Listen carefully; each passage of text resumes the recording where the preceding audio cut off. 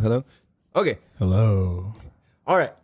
What up, everybody? Welcome to the Damn Dude podcast. We have got a very, very, very special guest in the house today. We've got my man, the man, Anthony Lugnut. I like to call him Norton. Welcome. Never gonna lose that. So let me start this interview off by saying something real quick. I want to speak to the listeners real fast. I want to ask the listeners, have you ever stuck your hand out the window doing 80 miles an hour while driving in the car? Like, what does that feel like? It just blows your hand around, right? It's kind of crazy. Have you ever done 120 down the freeway in your car? What does that feel like? You know, that's kind of crazy, depending on what kind of car you're in. Have you ever done 140? You ever stuck your hand out the window at 140? Have you, like, can you imagine 140 miles an hour? Now, let me ask you this. Have you ever done 180 miles an hour? I can't even imagine. That's just light speed. We do 65 or 80 is the speed limit on the freeways here in California. My man here, imagine this, concentrates and on purpose goes through turns and around the track and all this shit at speeds of like 180 and plus. Like 180 miles an hour is like on the top end of stuff. Corners, well over 100 miles an hour, depending on where we're at. Yeah. Holy shit, bro. Imagine, like, for the listeners again, imagine going that fast on purpose, fully concentrated, fully practiced, and at an expert level. That is absolutely insane. But that is what my man here does.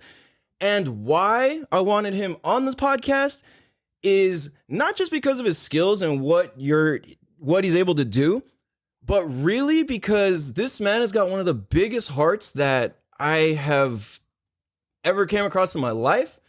Anthony Norton, whatever you want to call him. This man has literally given me the front tire off of his motorcycle so I can keep rolling. This man has scooped me up off the freeway when I've had tires blow out. He's picked me up out of the dirt practically when I broke my neck, my skull, neck, and back, helped save my life there. This guy has been here and just been one of the most down people. And it's not just that he helps me. This dude goes and helps anybody and everybody pretty much no matter what. I've seen people broken down in the middle of the fucking road, like going backwards in a ghetto ass van with a sketch ass looking dude. And this fool goes, that guy needs help. I'm like, bro. He's like, no, he needs help. And I'm like, there was no other, like, it's like, he needs help. And this guy jumps into action, and he's a man of action, integrity, and like self-growth, self-improvement, and really a shining example of what it is to be a man and to be a badass person, to be a dope-ass human being, and somebody who loves and appreciates life.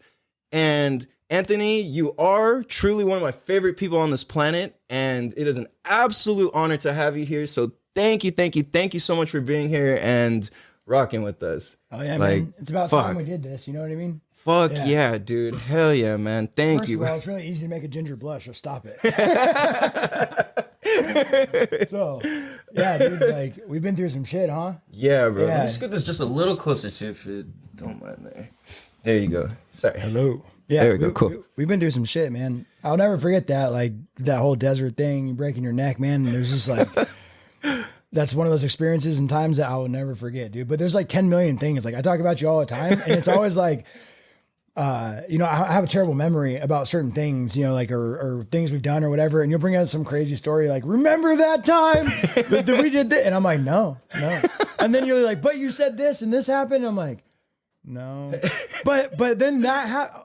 Oh, that was me. Holy shit, dude. Like, that time in PB, I almost slammed in the back of a station wagon. Oh, jeez. Dude, I only remember that because you tell me about it once in a while. Like, I love that, dude. Real quick, listen to how casually he says this. What that story is. So we're gonna really get, like, into some shit here. This is going to be one of the dopest things you've ever heard in your life.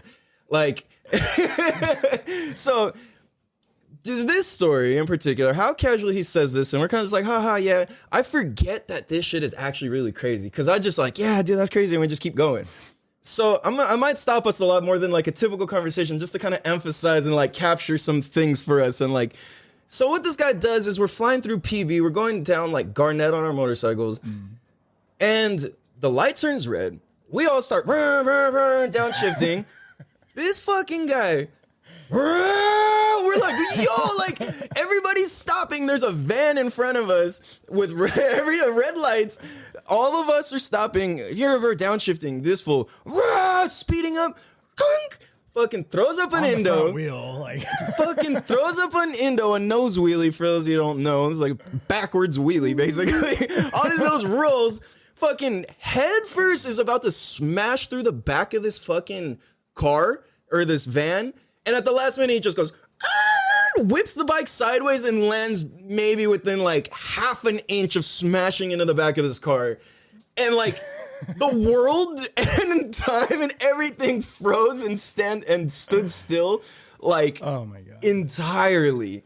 And and it was just like, bro, and he just laughs and just turns around and we just keep riding. And we're like, that's fine. Okay.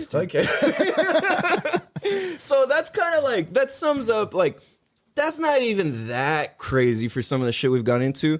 But what I really want to capture and why this is important that I point that out is because it's like the experience and what you've gone through to be able to get to where you're at. So real quick, like first of all, like where can people find you on social media and stuff? Well, you got TikTok, it's Lugnut_521, Instagram, Lugnut_521. You can find me on YouTube. This channel's struggling and I'm not much of a good editor, but you want to see some cool racing footage, Anthony Norton on YouTube, check it out. Facebook, Anthony Norton. Yeah, whatever. Yeah. Hit me up on any channel. I always answer. Fuck yeah. No, that's good. He's definitely a people person. And then how about your sponsors? Let's throw that out there. It's like, we're kind of just, this is something that happens. We just talk casually about crazy things, but this man's sponsored up. He's the real deal. Like, this is not just like, this is way more than like, this is my boy, we're homies, we go back. It's like, we're up to creating new shit. And I think what's so dope is like, I want to be able to show people that like, yo, with your boys from back in the day, like the people who were down, like show love for them and fucking feed into that and invest into that relationship because you don't know who's going to become what. There was times where I could have written you off. There was times you could have written me off and we wouldn't have just, we wouldn't have been here to do this. I love that because like there's times where we go a year without actually seeing each other, but we never went that long without talking. Mm-hmm. And every time it's like, bro, I was just here yesterday. You know what I mean? Like totally. Like we've been tight since day one. We both have been through some shit on our own personal sides. And, I remember a time that was really dark for me and you were there. It's like, I had like 3 people and 2 of them were my blood. You know what I mean? Like, yeah. And then there was you. So yeah, totally stick by people or at least keep in touch, man. I know life's busy, but totally. So yeah, absolutely. I love that. Well said, man. Thank you for that too. Like I love that, bro. And so with that being said, like he's sponsored up by some dope ass people because he's the real deal. And like I really want to.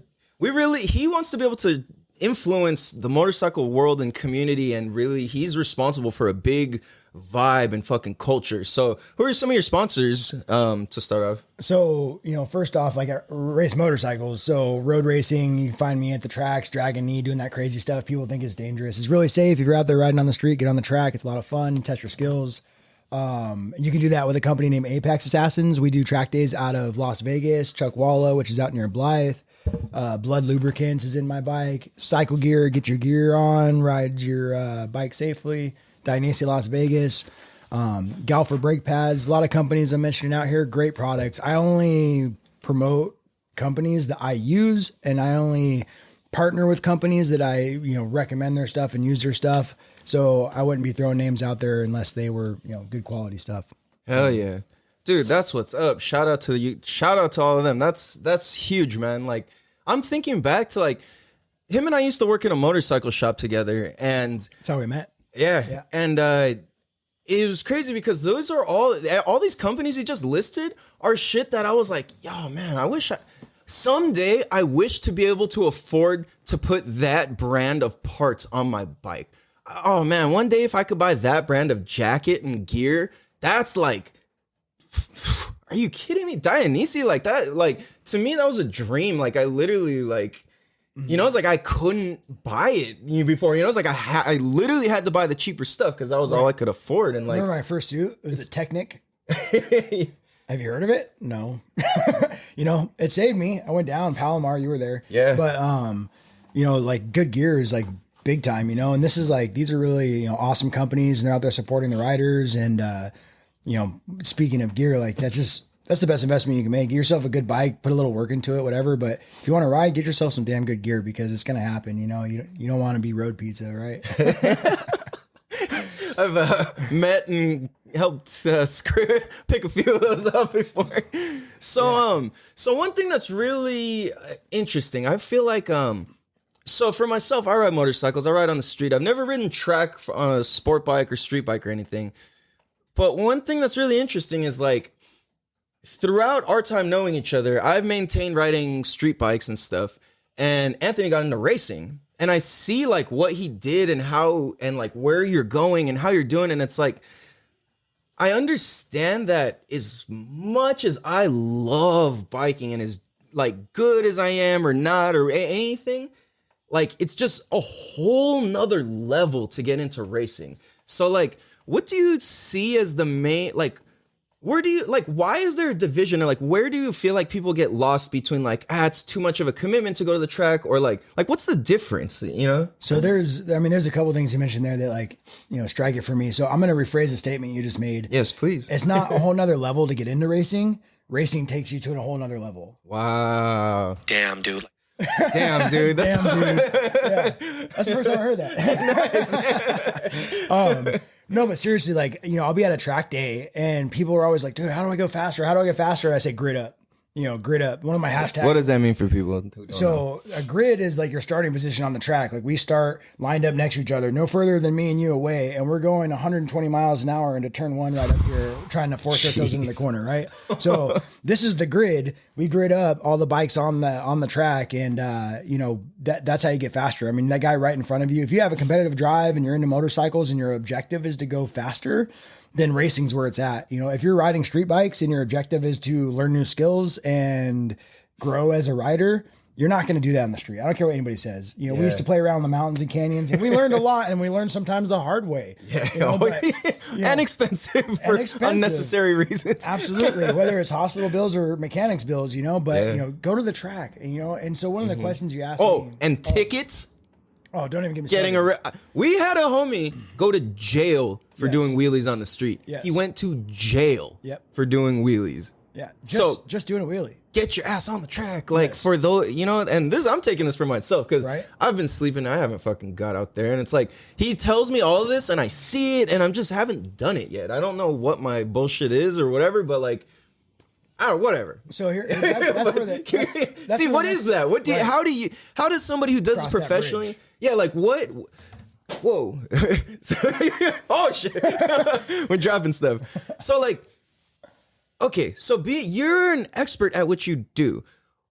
You clearly hear the bullshit and excuses in what I'm saying. So what are they? Because I kind of recognize it, but I don't all the way. So there isn't any, you know, there isn't any. If you ask me, there isn't any. Like, money is going to be one of the top excuses, right? Like you pay $180 for a track day and you have to have the leather suit and you have to have the helmet and you have to have the gloves. You know, some of you guys should have these things anyways, by the way, but you know, those are all things that you need for a track day. You don't need special tires. You don't need any special modifications to your bike. Matter of fact, I see people go out and stock bikes who have a little bit of skill and go super fast on a bike right off the showroom floor. Yeah.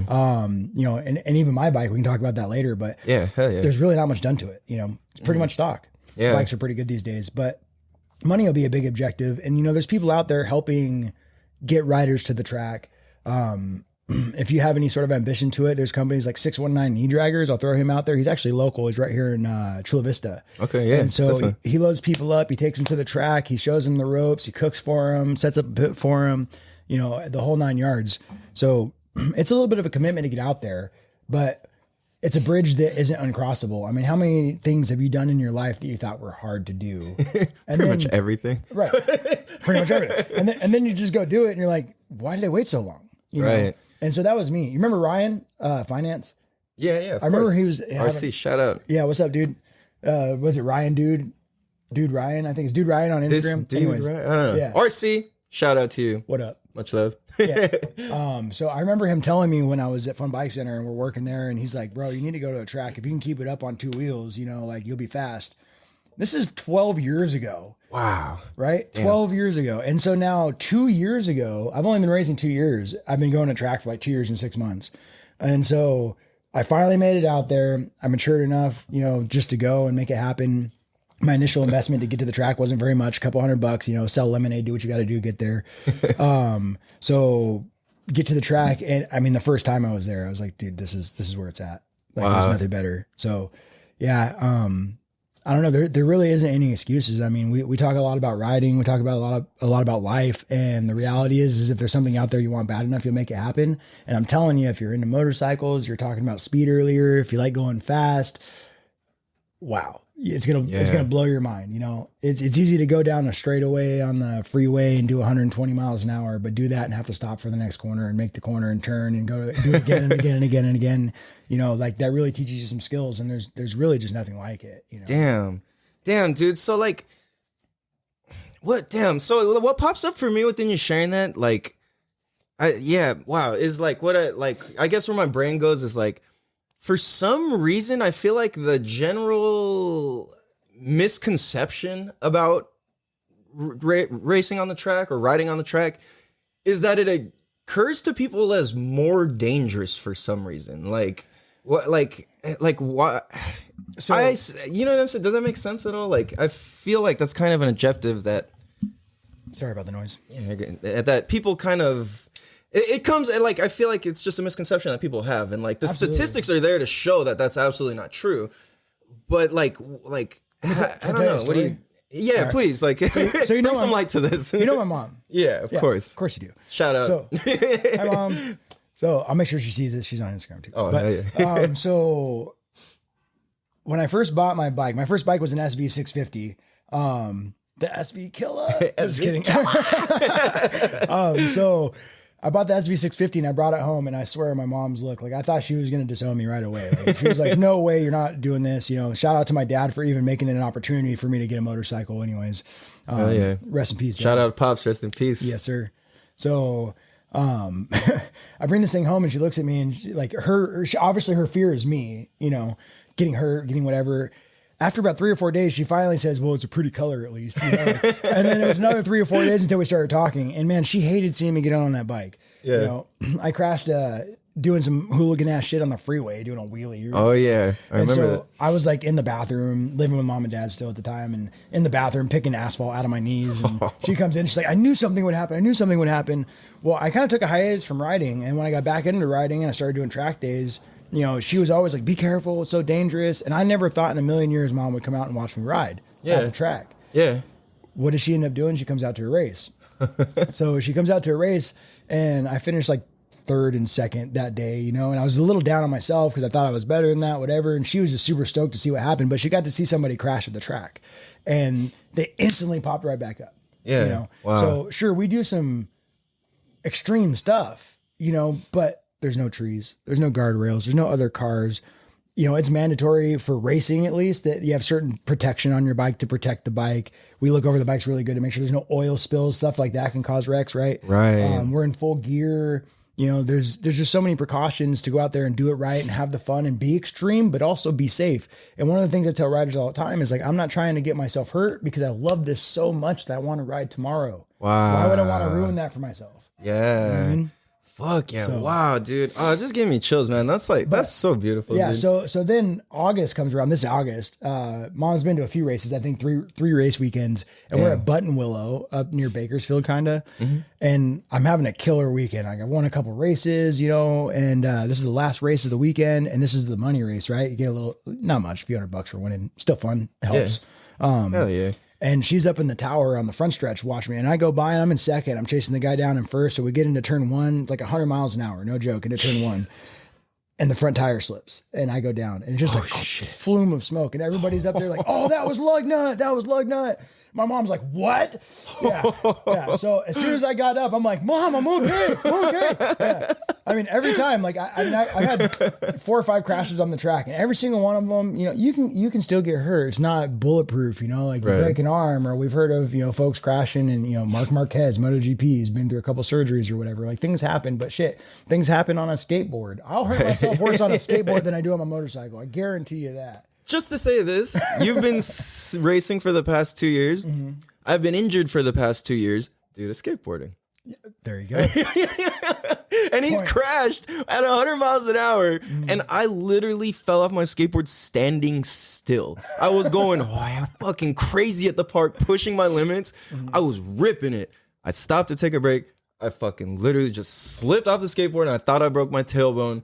But I compressed 2 discs, and I herniated 2 somethings in my back. And I'm just like, It caused some, like, what was it, sciatic? yeah, sciatica. When my sciatic nerve popped out of place, and it was just like this whole roll, like, thing of fuckery. But so, you know, that says a lot, though, because racing that really is much safer. And to be able to, like, which you just shared, like, with how your mom being there and being able to, like, oh my gosh, like, being able to, like, do something extreme and be able to provide your family, like, some sort of peace of mind is dope. Like, dude, that's way dope. She's like one of my biggest fans now. So she started out hating the fact that I owned a motorcycle, not even riding it. Like, could have been a garage ornament, and she still wouldn't have liked it very much. But, you know, the fact that I owned a motorcycle, to the point now where, like, I got another race coming up in December, which we'll go over some of that if you guys want to follow along later. But, hell yeah. So she's going to be there, you know, my sister and my nieces, I'm hoping, are going to come out, you know, and it's a family oriented thing. Like, it pumps me up having people I love there to watch it, because most people, like, they'll watch it on TV and they're like, wow, those guys are crazy. And, oh, you know, they got screws loose and this is so dangerous. But in reality, it's a controlled environment, you know, and it's really righteous, the stuff that's going on out there. It's crazy. And, you know, we were talking before we turned the camera on about some of the stuff, like the mental acuity and the focus that it takes to do what's going on out there. And that's something, that's a skill that gets developed. And we can go into more depth over that as well. But, you know, it really is impressive. And once you get out there and see it in person, like, whether you're not a motorcycle rider or whatever, you know, it's going to hook you a little bit. You know? Dude, yeah. Just watching a human being, like, travel through the air at, like, almost 200 miles an hour, like, that's just like, wow. Can you imagine if you just took that image, you're just going, shoo, and you brought it back to, like, 1902? Like, that was absolutely impossible. Like, that's absolutely phenomenal, dude. You know what I mean? So like, what we have is a combination of, like, you know, like, involvement of human skill, right? Yeah. Along with involvement of machinery and technology.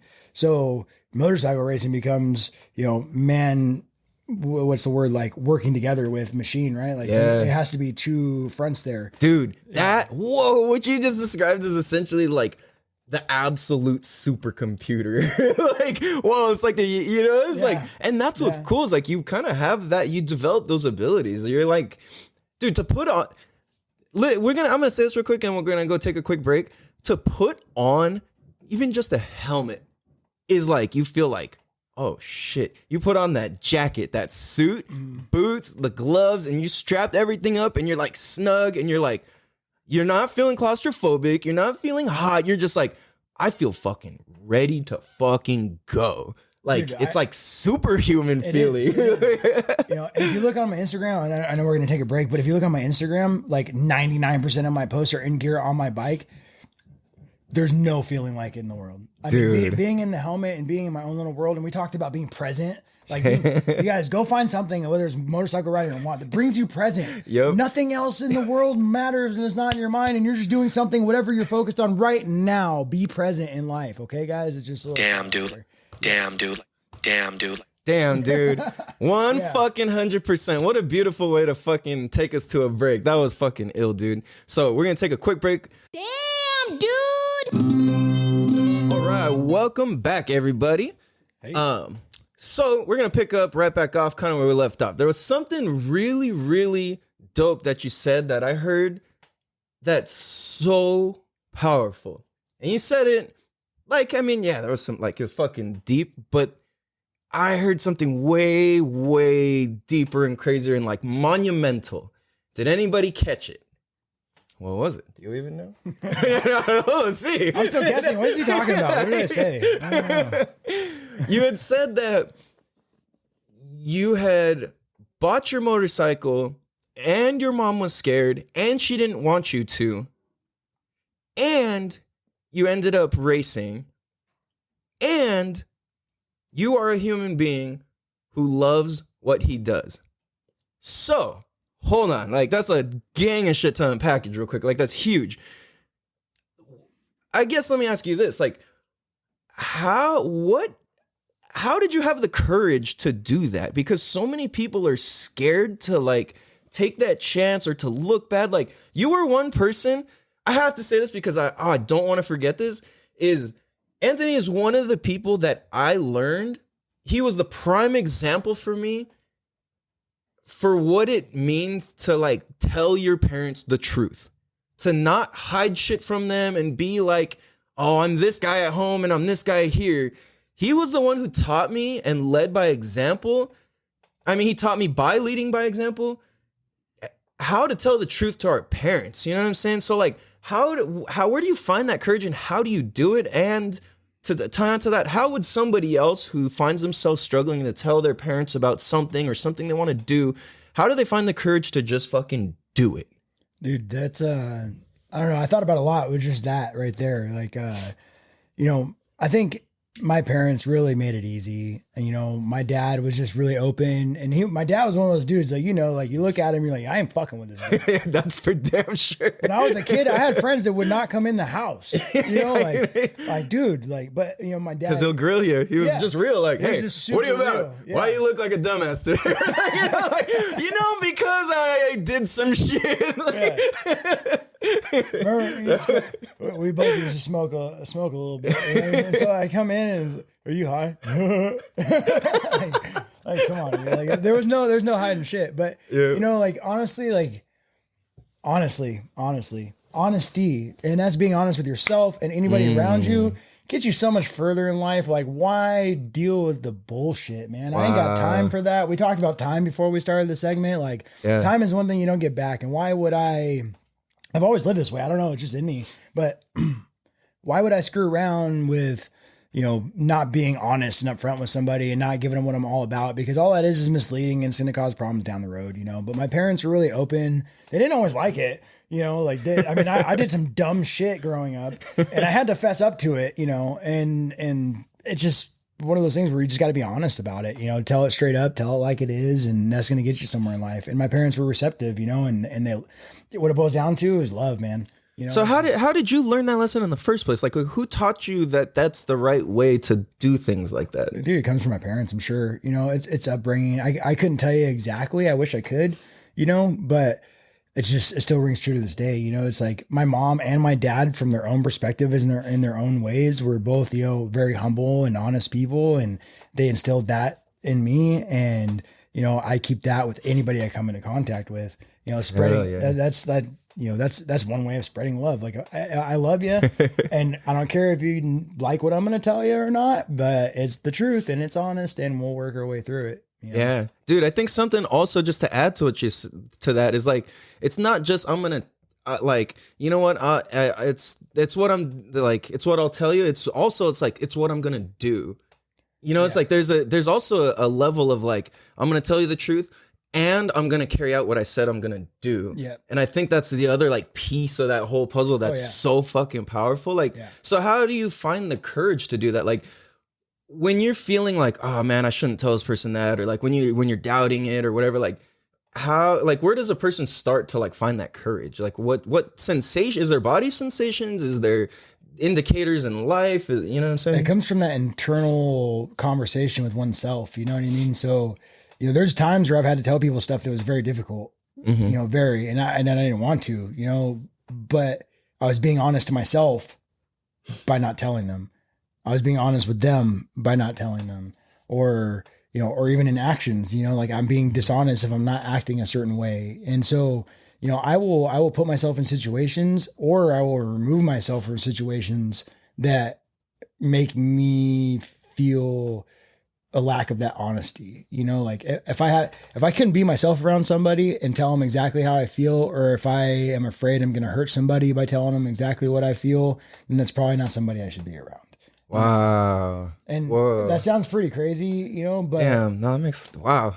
it's tough, dude. That's dope. It's tough. Wow. You know? But Yeah. you know, like, it's just, I don't know, you know, it's just one of those things. So like, it's just being honest with yourself. That's where it stems from. You know, Damn, dude. Damn, dude. That's dude, that button might come out a few more times. yeah, bro. Yeah. So, you know, like, just, you know, I guess if you're asking me where it stems from, it just comes from my own internal like measure of honesty and my own self-integrity, you know? So Wow. there's a quote, and I can't think of it right now. It'll come to me later. It'll probably pop back in conversation. But yeah, you know, like being impeccable with your words, or being impeccable with yourself and your true feelings. Wow. Yeah. Damn. Wow, that's really deep. That's fucking sick, dude. Wow, man, that's really powerful and really honorable. I feel like, dude, like that is why who you like. It's interesting because like I can see. How do I even say this? This is crazy. Like this just like went super deep in my brain. Like, Sorry. no, that's the point of this. This happens once in a while. So I see like you, like, okay. So I've known you for a while, and it's really easy for me to have an opinion and a judgment of who you are and how you should be and what like lane you should be staying in according to what I know of you. Right. Yet you're like just willing to fucking like you're willing to go and recreate yourself and create a whole new like badassery for yourself in your life. So it's crazy to me because like I can see it and I acknowledge it and I recognize how dope you are and what you're doing is. So like oh man, like I can just see you like you're just living what you love to do and you're really being the influence of it. And that is why like your natural way of going into the sport of racing creates a whole culture and vibe all on its own. Because I know for somebody who's like in the street riding, like I've ridden with big groups and this and that and all the different, you know, like we've been around. And I understand like the camaraderie that has. But then I think about it like, okay, when I pack up all my bikes and I go to the desert and everybody out there, it's like you're waving to somebody because you're out in the middle of nowhere and there's this camaraderie because you both spent lots of money on this equipment. You both spent a lot of money and time putting it in your truck, your trailer, spent a lot of time getting out there. You also spent a lot of money in investment, buying all the rescue tools and all the just in case shit and all of those things, you know, like there's such a sense of camaraderie and like, wow, it literally just the act of people buying shit, loading it up, going somewhere creates a fucking culture. I think it gets even deeper than that, dude. Fuck you know, yeah. Oh, hell like yeah. Where we left off before we took a break and talking about being present. Mm-hmm. People, so yeah, you've done all that. You've bought the bikes and everything like that. But at the end of the day, like they feel your vibe at 70 miles an hour the opposite direction, you know. And that vibe is presence, and it really is just doing something that you enjoy, you love to do. And why do you love to do it? I mean, I talk about all the time, like riding motorcycles sounds so stupid. I'm going to ride in circles as fast as I can. Simplify it. Yeah, That sounds stupid, all right? Like I will spend thousands of dollars a year riding in circles as fast as I can. But you know what? It brings me present. It brings me peace. It lets me go back to the 9 to 5 Monday through Friday and gives me something to look forward to on the weekends, you know? And I had somebody tell me the other day, and it really got under my skin for a minute because I was thinking about it really deeply. He's like, you can't live for the weekends. I'm like, wow, you're right. You know, that's really true. Like you got to find that enjoyment every single day. So, you know, that's not the only thing I love in this world. That's not, you know, there's people and there's things I love to do. I love to help, like you're talking about, you know, that's a big thing. And it gives some sort of self-satisfaction regardless. But, you know, I think that's really what it boils down to is just like, is that mutual understanding of doing something that you love to do, that you're passionate about, that brings you present and in the moment. Yeah. You know, and I love to appreciate that no matter what it is, you know, the artwork, you know what I mean? Like that's fucking amazing, dude. Yeah. You know, like If you That's guys a can't real see picture it, of me. Yeah, that's Calvin flying We'll through show the it. air. Yeah. My mom painted that. Yeah, and it's amazing to me. I've looked at it 100 times since we've been sitting here, and every time it doesn't get any less amazing, you know. But that's something that brought her present, and it brought her to the moment. And maybe it's cherishing another moment. You know what I mean? But some people are musicians, and some people are artists, and so, you know, everybody has their own thing. And that's what I'm saying. Find your thing. You got to find your thing because, you know, that's one of those things that just gives you a break in life and lets you really find out who you really are. And talking about that, sorry, I'm rambling, but no, let's go. It's good. It's quality, right? And it's real as fuck. Yeah, right. That's how it goes. So finding yourself, you know, changes every single day. And you mentioned about me being in my lane, and you know how maybe I can divert lanes, or how I diverted lanes just to go full bore into this racing thing. Like when I decided to do it, my mind was made up and I'm going. And this fool jumped across the freeway and the train tracks. He didn't change lanes. He's like, I'm fucking going. Yeah. Like, I don't give a fuck. Somebody says, this is cool. And I said, I'll try it. And it was cool. And I was like, yep, it's cool. I'm doing it. Done. I love it. Willing to try it on. Right? So the reality is that you ever read a book? Yes. Read a book. Did you ever reread a book? Yes. Okay, later in life, you reread the book. Was there anything different about that? Oh, hell yeah. Okay, Completely. because every single day we grow and we change. And so, you know, just because you're not doing something today doesn't mean you won't be doing it tomorrow. Yeah. You know, because your outlook on life can change with one experience from today when you step into tomorrow. Fuck yeah. You know what I mean? Yeah. So there's just like, you're talking about courage. Don't ever back down from anything. You know, like if you have a thought, act. Damn. Because you just never know. That's powerful. So we were talking earlier how I got into motorcycles, right? And everybody's story is going to be different about what they're doing today and how they got there. But I remember being a little kid, like 6, 8 years old, and I wanted a motorcycle so damn bad. You know, I just knew, I loved racing. I was into motorsports. You know, my dad was too. And so I wanted a motorcycle so bad. And of course, mom was like, no, you're going to get hurt on that thing. So mom thought it was freaking hilarious for Christmas one year. She bought me one of those little toy ones. You have one around here somewhere. One of those little toy ones, like this big little dirt bike. Yeah. I was pissed. But yeah, that's all I wanted for Christmas is a real dirt bike. You know? I could see her just cracking up too. Dude, she was dying. She thought that was the funniest shit in the world. And to this day, it's still funny, obviously. Right. You know? Like literally just her smiling face just popped into my head. Like I just see it. So we're talking about 6 to 8. I was 6 to 8 years old, somewhere in that ballpark when this happened. Yeah. I bought, how old was I when I met? I was probably 20. 20. Yeah, we'll say about 20. So I finally got my first motorcycle when I was 20 because I had a job and I could pay for it. And I The bought LTZ? LTR? LTR. LTR? Yeah, I bought an ATV, and then that's like spiraled into the SV, which spiraled into where we are now in a long, more drawn out story. You know what I mean? Yeah. But, and all the dirt bikes and stuff in between too. Dude, I don't even know. So all it's the stuff I've had. I feel like it's important to note that because a lot of people I've seen people lose their love for like dirt biking and stuff. It's too dangerous, this, that. And it's like, hold on, there's a way dope, not even happy medium, but might actually be a lot funner even, you know? Like, Yeah. Yeah, Totally. So, you know, I've gotten some experience out there on those things, but it took years from the time that, and I'm talking about this because you're talking about the courage to do it, you know, kind of thing. But it took years from me going, oh, I love motorcycles. And I didn't even know that I loved it. I just wanted to do it because I thought it was cool and it sounded fun as a kid, you know, but it took years to get a bike. And look now, like this is what I do. Like, I'm not saying that this defines me as a person because it absolutely does not. But man, it's like, holy fuck. it is just, it's just unexplainable. Like I could talk bikes for days and I love doing the shit. And you know, I dread the day that I would ever have to hang my helmet up. You know what I mean? That ain't gonna even happen. I agree. Bro, fuck, dude.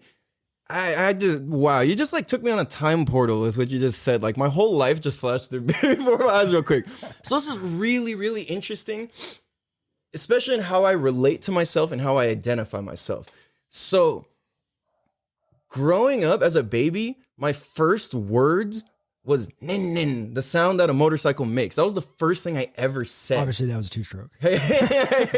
And my dad had we had an RM and we had we had all sorts of shit actually. But so that was it. It was like nin nin, and I'm like, that was my shit. And then my next like actual like word that wasn't a noise to identify something was wheel. And it was from I had this old Honda 3-wheeler that it was a plastic one, I would just be like, wheel. And those were literally the first things that I said was identifying motorcycles. That was my favorite thing. My whole life, I'm like, I'm going to be a professional motocross racer. My whole life. You could ask me until I was like probably about 15 or so. That's for certain. Oh, even again, when I was like 18, I was going to do it again. So probably until I was about 20, I realized, whoa, like, I'm probably not actually going to do that. But what's interesting is like, for you and I, for this is crazy. Like where it goes to my ego, I'm just thinking about this is like meeting you. You just got your first bike, and I had already been riding for 20 years. And then fast forward to where we're at now. I can't even keep up with you if I tried my hardest, and you gave me a head start. So that's because I'm like, whoa. But where it checks me is I don't have any like, oh man, like that should have been me. It's more like, dude, like I am so fucking proud of you, bro. Like I look at how much experience I have, and for you to start there is holy shit, bro. That's phenomenal, dude. It's just like anything else, dude. You know, it's like a dedication. I mean, you know, my life course was different than your life course, and you know, I've made sacrifices, dude. I've made a lot of sacrifices to be where I'm at, and you know, if you want to get places and whatever it is that you're chasing down as a dream or an ambition, you know, sacrifices will have to be made. And that's part of the enjoyment once you get there. Bro, something that I keep hearing in the background of what you're saying is that like at some point you decided to develop a relationship with yourself. And it seems like all you're thinking and how you contextualize life and things is from like, how do I actually feel about this? And then you go from there. You're not really like, what'd you say? You're like, hold on, how do I feel? Boom. And I think that that's so dope that you've developed a relationship with yourself in such a way where you can communicate to yourself, so much so that you've had enough conversation time with yourself to be able to figure out what you actually truly love. And I think so for so many of us to discover what we love, even though I love motorcycles, that's not what I'm doing for a career, you know? And it's like, I know, like, I love it, but at the same time, like, I have a passion that burns differently for something else too, you know? Right, yeah. And I think that's just phenomenal. I think that's so fucking powerful, is to have a relationship with ourselves before fucking we even, you know, like try and do anything. And like how I kind of discovered that for myself was my parents, they always told me, Calvin, do everything that you love in life. Like, just do everything and discover what you love. Yeah. It's to try everything and do what you love, you know, and just do those things. So that's what I'm still doing with these podcasts and shit. It's like, whoa, hold on. I love this. Like, I get to kick it and talk to really dope, influential people who accomplish amazing things. Like, what? And I know these people. Like, wait, what? Like, this is crazy. Totally. So I think it's so dope and so honorable that you took the time to talk to yourself and find out what you love, and to work through like the darkness and the demons and all the bullshit that you shouldn't have been able to do this, you know? All the roadblocks, all the hurdles, you know what I mean? It's what would you tell somebody, like especially somebody who's younger, like, or what would you tell your younger self about, like, what would you tell 17-year-old Lugnut, hot-headed, ready to fucking do some crazy shit? A lot. Like, all right, you would, but for the sake of simplifying, what simply would you tell yourself if you had like maybe a 30 seconds or a minute to just leave yourself with something that would like resonate as far as pointing yourself in the direction of loving what you do? Don't be afraid to try new things. And why wait? So, ooh, that's powerful. That's just like hella resonated, man. Wow. So like, so much time goes on, you have a great idea or you have ambition to do something, or, you know, like it just, again, we talked earlier and it was about time. Like, time is the one thing that you ain't getting back. Like, I don't give a shit how much money you make in this world. I don't give a shit about anything. I mean, I care about everything, but like, whatever it is, time is the one thing you're not getting back. And right now we just lost 3 seconds. Well spent. Don't get me wrong, but yeah, you know, we used it properly. Right. So why wait? I mean, you have all these ambitions. The one regret I have from where I'm at right now is I knew I loved to do something 15 years ago. Took me 13 years to finally freaking do it.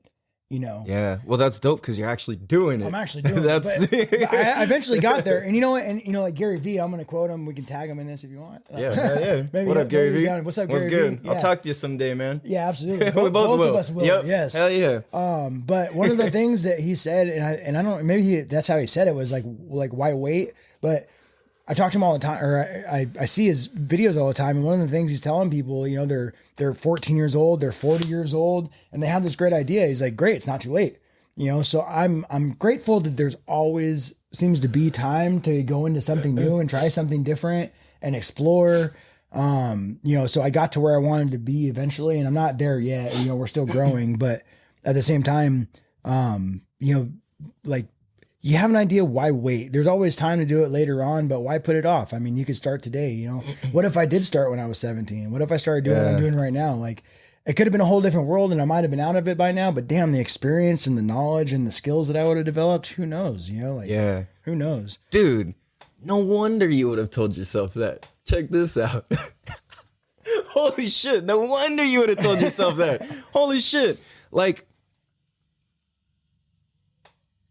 as somebody who is trained and experienced and practiced at practically teleporting, meaning you can go from 0 to pretty much 200 miles an hour faster than people can decide what they want on the menu.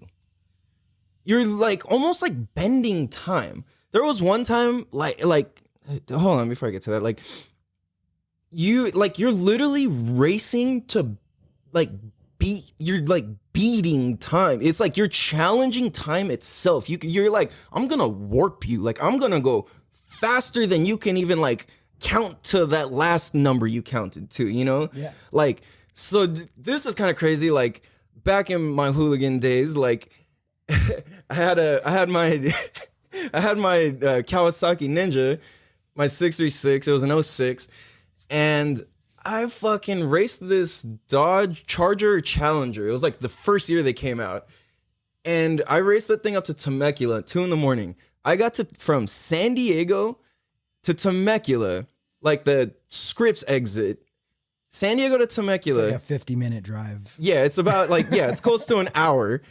I got there in 17 minutes. Racing this thing. I was doing 167 miles an hour racing this Dodge Charger. The Dodge Charger topped out at 154 exactly. And I would just be like, rip, and just pull right past them, and I would slow down, and then we would just go back and forth. I raced this guy all the way to Temecula. I got from San Diego to Temecula in 17 minutes. No lie. And I was like, I just teleported. Like, this is completely impossible. Like, how the fuck? I was like, well, shit, it was 2 a.m. You got a fucking badass motorcycle that could do it. That's how. So it's like, whoa, like, I'm really, like, I just warped time. I just did. If you could not tell me you can get to Temecula in 17 minutes and have me believe you. Still don't believe ourselves. Yeah, I'm just like, holy fuck, but that actually happened. Yeah. And then I got pulled over as soon as I got into Temecula for burning a yellow light, and I sold my way out of that ticket.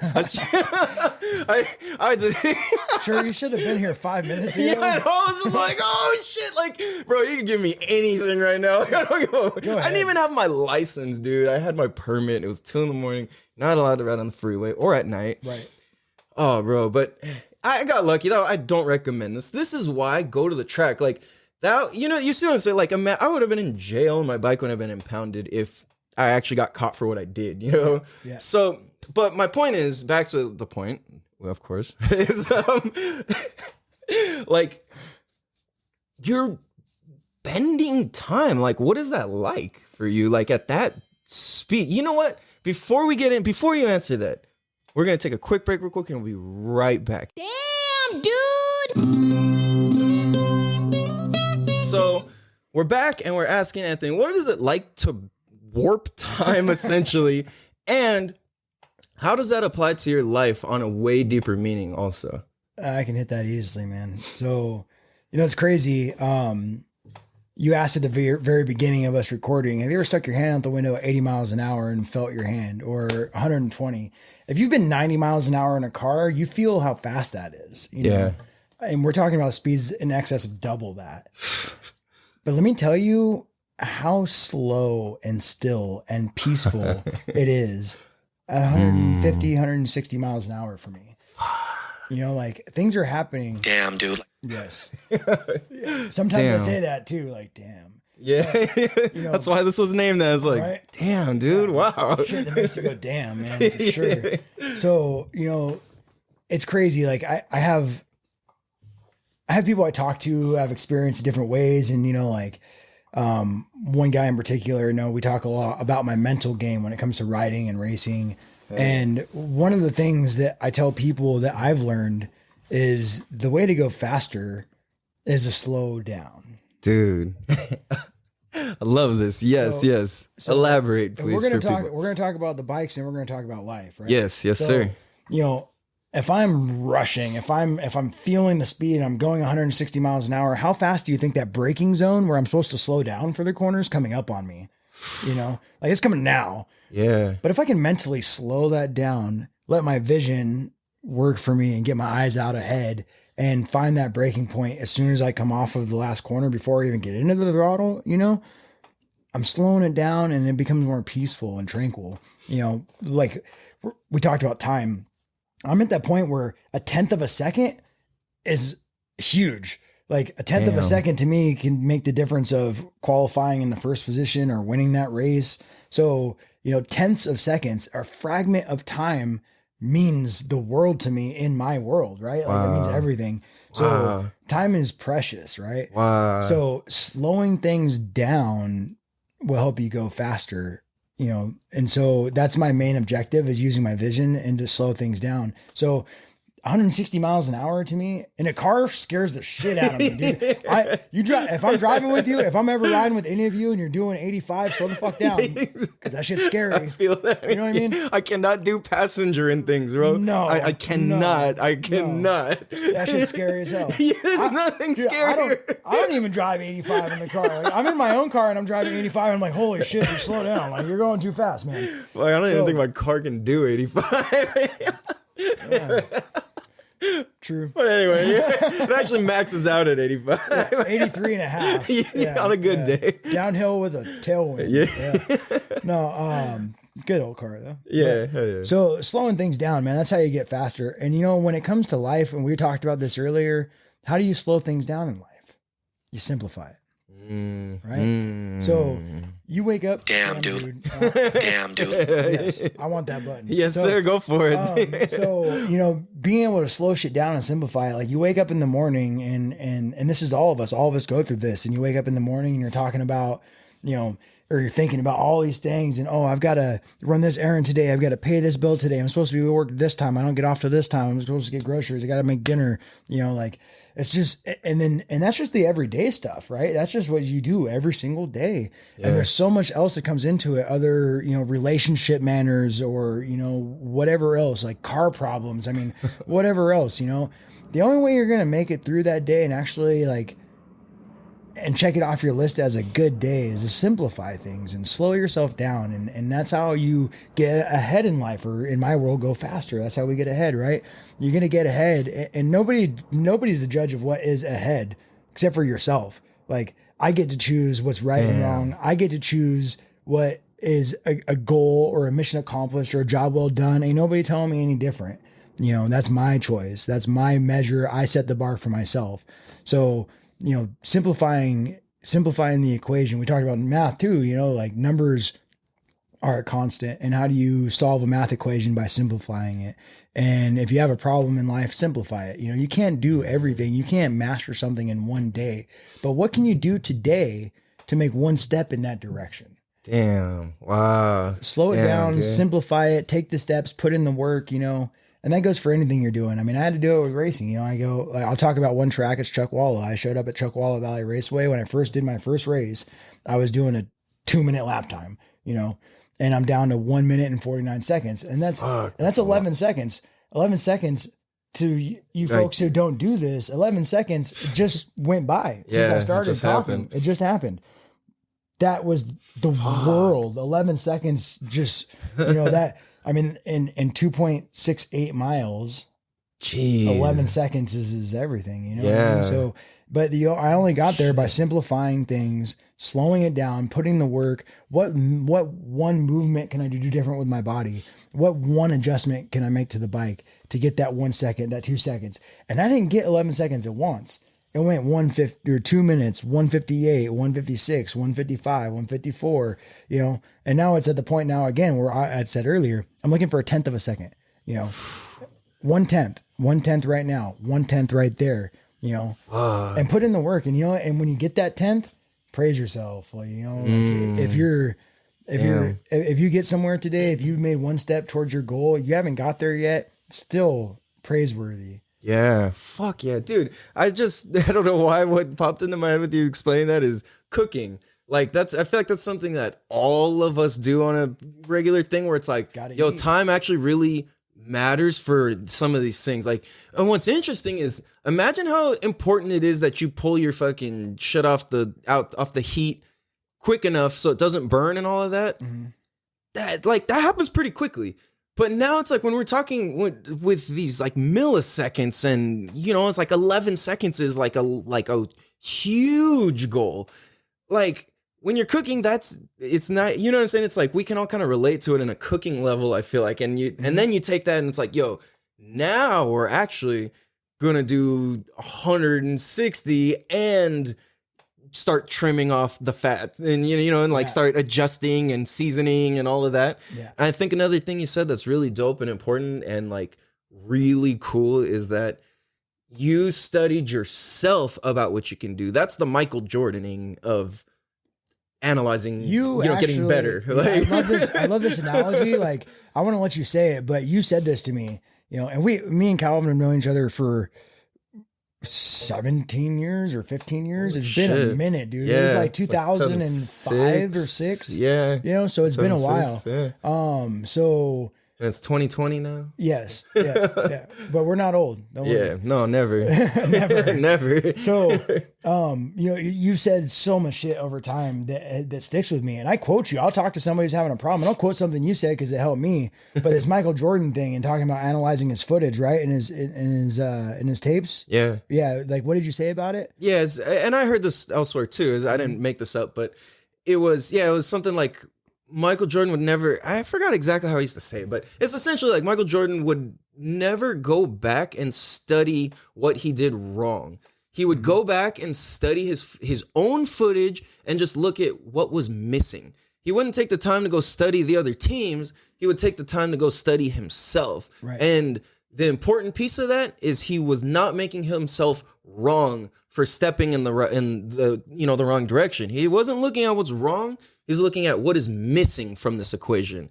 So, or just simply, or what am I doing? what can I do better? Yeah, You know? yeah, exactly. And so perspective is everything, right? Yeah. So instead of putting things to a negative perspective, like, oh, I could have, or I did this wrong, or I messed up here, or I made this mistake, like, oh, you know what? If I do this, I'm just going to shave myself that extra 1/10 of a second. Exactly. You know? Tilt my knee this much, you know, put my elbow in my, you know. Right. So positive reinforcement, you know, or positive, you know, just like adjustments are going to make a way bigger difference than, you know, beating yourself up. Right. Dude, so, hell yeah. Like take a dog, for instance. How do you, what's one thing you'll read about training a dog? Treat training, reward them, praise them, you know, and we're not that much different as humans. Like, Totally. Like tell us we did a good job and it feels good, right? Tell us that, you know, we sucked and it's like, okay, you're going to beat yourself up for a week. So that's a week of lost time again, you know, beating yourself up when all you could have been doing is building yourself up. Yeah, absolutely. Dude, that goes back to like that,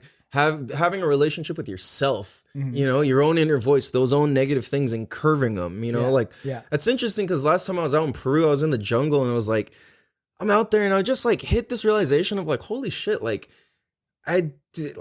my self-talk is like just ridiculous. It's off the charts. Like I was like, cause I like to think that I think of myself in a positive light, but what would happen would be like, I would knock something over and be like, you idiot. And to me, I would just laugh it off. But I realized like, yo, I don't actually think that's funny. Like I'm just doing that so I don't really beat myself up over some dumb shit, you know? Right. So like I caught myself, I'm like, hold on, we can and I read this book called Fear Vana. It's an absolutely incredible book. but it literally teaches you and explains and backs everything with proof and science of like how you can actually rewire your brain. And I think that when you're watching yourself and you're analyzing your body positioning and all of that, it's like when you go, okay, I know I need to tuck my elbow this much more. I need to like lean, 1 degree more. Like those things are literally like rewiring your brain because you're like, yo, I just did something automatically around that turn.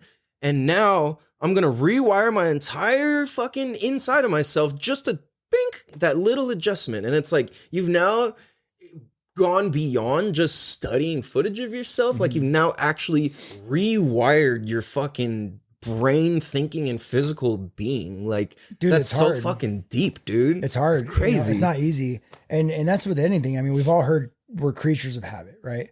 But habits are hard to break. I mean, we've all got good and bad habits, whatever, but changing those habits is not easy, and it takes a little bit of work, like again, putting in that work, but having the right positive spin on your own self, and you're talking about your experience in Peru. Like I had this, I had a hard time with it, I guess. I mean, I've always kind of been the same me, but at a certain point I wasn't listening to myself, like I was talk, but I wasn't action for myself. I was for everybody else because that's how I've always been, right? You've always been the same way too. Yeah. But it took something like really emotionally painful for me to say, fuck it and move on, right? With myself and listening to myself and that self-talk, like, and really like being true to myself. So, like I lost my dad, and when I did, there's so much that was going on that I wasn't happy with in my life.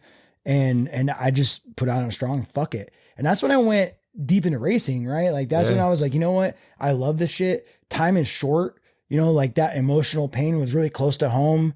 I actually felt it, and so I was like, you know what? There's no time for this. Bro, real quick. I remember at this point, I don't even remember if you remember saying this or not, but you were actually like, I just talked about this.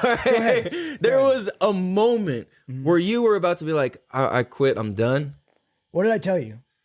I can tell you what I told you. Yeah, I mean, like, I remember my own version. But hold on, like, dude, it fucking hurts. Oh my God, dude. It hurts just to think about. Like, how terrible was I feeling? And like, I might get emotional right now, so whatever. But how terrible was I feeling when I told you, Calvin, I don't want to love anymore? Like, I remember, bro. Fuck. Dude, and thank you so much, man. Like, I was just telling Stacy, I was telling you a little bit about her earlier, wonderful woman I just met recently. But so I was just telling her about this and how traumatic that was, like, to never want to love again. How horrible, like, and down was I feeling. But sometimes you got to break down to build up, man, Yeah. And so, like, I don't know. It was just a crazy time for me. Yeah. No, fuck yeah, dude. And it's like, that's so powerful and so beautiful, dude, because like you were at a point where it was like you were facing your shit. And I think that's what's so cool is like, I wasn't worried about you. Right. Even when you were saying that, I was like, oh, that hurt. That really hurt. It was a moment. I mean, no, of course, of course. But like you made that choice, and it was like you sat there and you really talked to yourself. And it was like, I said whatever I could say, and like, I'm going to try, but that doesn't really matter. It's whatever you're going to do or feel or whatever. So like, oh man, I just remember like, dude, like, because for me, I only see you winning. Like, I don't even see you as like anything else. You know what I'm saying? It's like, you're automatically my favorite racer always. You know what I'm saying? Like, it's just like that. And it's like, so when your favorite racer, you automatically assume they're going to win every time, and that's what you're going to want. And you're not even going to like for him and pulling for him. Yeah, like you're never going to be like, nah, he's probably going to lose. It's like, well, shit, like the fuck, like do something else with my time, Right. But like, fuck, man, I just remember my heart broke because that triggered me and like my shit too. I was like, whoa, I didn't realize how like much I didn't visit this for myself. Or like when I broke my skull, neck, and back, like, they told me to never ride again. You can imagine almost everybody I know is telling me to never ride again. And I was like, man, fuck this. I got live to ride tattooed on my chest. And I was like, started riding my motorcycle at my rehab appointments with a neck brace. But I remember like the fucking beard growing out. Yeah, it was nasty pubic hair looking beard. It was so gross. Everyone called it the pube beard. It was so disgusting. I don't think like half Chinese and Norwegian people are meant to really grow like cool beards. Is like the best I can do. Through the neck brace though. It's like, Yeah.